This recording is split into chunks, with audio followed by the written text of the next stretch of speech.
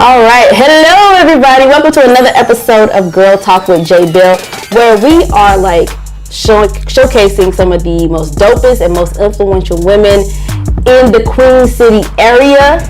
I mean, I only got the one and only DJ T.O. Oh, man. The DJ of 927 The Block. How are you doing today? I'm good. I'm blessed. Happy to be asked to be here, featured among some influencers. I don't know if I'm influential, but we're going to talk about that a little bit. Yes. So we're going to get right into things right here. You know, Tio, you've been doing this for about, how long? 7 years 7 years. And how did you get your start? So I started in college. When I pledged Delta, I was always the person with the music. Like I had probably a 500 gig hard drive before I even started DJing. Like I was this bad kid in high school, and I would order from BMG in Columbia House, get all the CDs. My mom was like, stop ordering them CDs. So I had a ton of music. And in college, of course, it's house parties. It's always some kind of event going on. And they're like, can you do the music? So I'm like, well, let me see if I can get paid from this. It's probably doing this for free. So I linked up with a DJ that was on the radio and doing pretty big in Columbia. And when I started, I was like, let me see how far I can go. And I'm literally still saying, let me see how far I can go. So when you say you started out in Columbia, what's some of the stations that you worked with so far? The only station commercial radio, the only station that I worked with was WXBT, which is 100.1 The Beat. It's an iHeartMedia station in Columbia. And then I started out doing the weekend mix there, 10 to 12. And then I moved up to midday. So I did the 12 o'clock mix Monday through Friday. And then Mary liked me, and I ended up on 92.7 The Block. And so it was just such a big opportunity that I just wanted to focus 100% on The Block. Like 5 o'clock in this market is no joke. Right. So I was like, let me put everything else aside and let me focus on The Block. Well, for those of you that don't know, Mary Kay is our program director of 927 The Block, and she's known as the GOAT. Now, if you tell her that, she'll make a GOAT sound. She's legendary in the industry, so you know when she picks the best of the best, there's a reason why she's picking them. You know what I'm saying? So, some of your influence in the community, I know you DJ, but do you also work on some other things? Maybe work with some organizations or? Oh, most definitely. One of the causes that's near and dear, and it started with Delta, but I'm really big. I try to do a lot with lupus, so lupus awareness. So yearly I DJ an event. It's a lupus walk. I love kids, so I'm in a school probably a good 3 to 4 times a month. So I try to do a lot with the schools, not because I have to, but it's just like literally you never know how you can influence a child. And I get so many people coming up to me like, I want to do this, I want to do this, and I'm like, you should do it. You know, I hate people or teachers or just in general grown-ups that try to tell kids they can't do something. If a little kid came to me and said they're going to be an astronaut, I'm like, yes, you're going to do it. Like, you should. What do you need? Let's make this happen. So anything with kids, I do a lot with, I work with a couple other organizations here, like Pro Socialites is one. I'm actually doing an event for them later today. And now they have a nonprofit. Just really, if somebody approaches me with a cause or an event that just like moving to me, I try to see how I can help in any way. So I do a lot.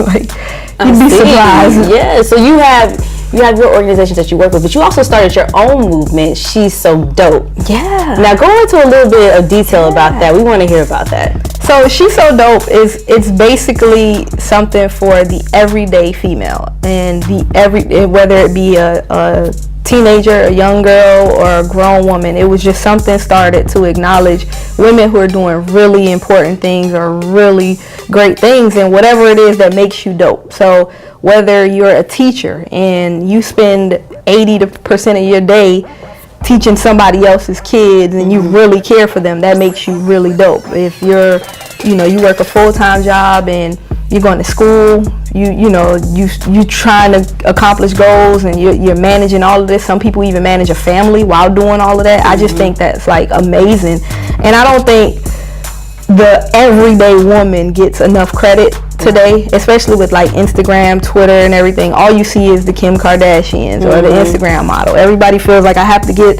this done, I have to get this done, this is what I'm supposed to look like. So it was more so, like, okay, let's acknowledge the regular. Like, she goes into Publix every week and she's in sneakers, jeans, she has no makeup on. Like, you're dope, you're amazing. And I have 3 nieces, so on a regular, I'm always trying to instill in them, like, you don't have to be what everybody else is doing, you know, and so whatever. And then for me to be doing something so different, I'm sure it resonates with them, because they're like, oh, my aunt, she's a DJ. And now I did a TV show, which aired like 2 months ago, last month. And so now they see that and they're like, oh my gosh, you're legit. You're doing all this random stuff, and it's really, so I'm not doing the norm in it. Of course I can tell them, but to be honest with you, initially it started because when I would go into a party to DJ, it's me, my brother, or now me and my husband. We both carrying equipment, and people would, you know, come up to him, say, oh, you the DJ? And my brother would get a kick out of it. He's like, no, she's the DJ. So if you ever saw my banner and it says she's the DJ, that's why. And so initially they're like, oh, okay. And then, you know, halfway through the event, they're like, oh. Like, when I set up alone, they're like, oh, you got real equipment. Like, as if I'm supposed to come in with an iPod. And so then halfway through the event, it's like, oh, okay. Right. And then by the end of the night, it's like, yo, she's dope. Like, and so that's really where, like, She's So Dope came from. It's just, you know, I kind of channel it, because it's not about me. Right. I don't think it's about me. I think it's literally for anybody, and that's just what I'm trying to spread now. So eventually in the works, it's going to be like a non-profit, and I'm going to figure a way to be able to give back and do something with women and involving it. But yeah, man. She's so dope. When you talking about She's so dope, she's the DJ, you know, it's a small amount of female DJs in this industry, you know. So who are some of the influences in your life when it comes down to your skills? And on the female DJ side, a couple that I look up to, DJ EQ out of LA, DJ Diamond Cuts, who used to be Nicki Minaj's tour DJ. It's DJ Spinderella, Jazzy Joyce. It's a lot of females. On just DJs in general, one of my favorite DJs is Jazzy Jeff. Like, he is literally the GOAT. But when I started DJing, I'm small, you know, I'm like 100 pounds, so I'm not the model DJ. And even if I was, I just always said that I didn't want to be that. Right. Because I'm now, you know, of course, with social media, now you have more, how can I put it, model DJs than actual DJs. Right. And then they give female DJs a bad name, is because, like, oh, I booked her because she bad. And then she, you know, literally, she was bad. And so then it's like, well, we don't want any female DJs. So it kind of looks bad on us. So I was just like, let me make sure my skill is up to par and everything. If I'm cute, okay, cool. But at least you'll know when you book me, by the end of the night, people aren't like, oh my gosh, what was that? Right. So. No, I believe you. I feel you on that one. But, you know, we're going to move into music a little bit. And I just want to get an idea of how you feel as though the difference between the music that you mix in now versus the music that you used to use when you first started. Is there a huge difference? Do you feel like because of groups like the Migos or Ray Schmurda, does it influence, how do you influence, or it kind of stifles your sets a little bit because people are so in love with these guys versus like Nas and Jay-Z, Kanye, even Eric B and Rakim? I mean, like, talk about that a little bit. It definitely is a huge difference now. And I mean, you know, no shade to those guys because they work hard to get what they are, but I don't think people realize when you put out something how you influence even years later. And so I just read something where Manny Fresh was saying that he hates what Cash Money did to the industry because they were one of the first art labels or whatever that had this whole flashy, everything was flashy. Right. And now that's all the industry is. Right, that's and true. So he's like, I didn't know it was going to go there. But yeah, I'd love to just play, you know, more of J. Cole, more of Jay-Z, more of, you know, maybe some even older artists, but more Kendrick Lamar. But when you go to a party, if I played that, I probably wouldn't get booked again, you know, because people are standing around like, But not only that, is you have a lot of outside influences that kind of like force you to play certain things, like Kodak Black. Before he even made it to any radio station, any TV, he had a huge following. And so everybody knew his songs from internet or however. And so now it's like, I have to play this, even though Would I have picked it up just on my own? Maybe not. Probably not. You know, some songs are good, but Right. it's like, you know, a little more substance would have been nice. Right. And so in my car, I'm listening to like J. Cole, I'm listening to Kendrick, like that type of stuff.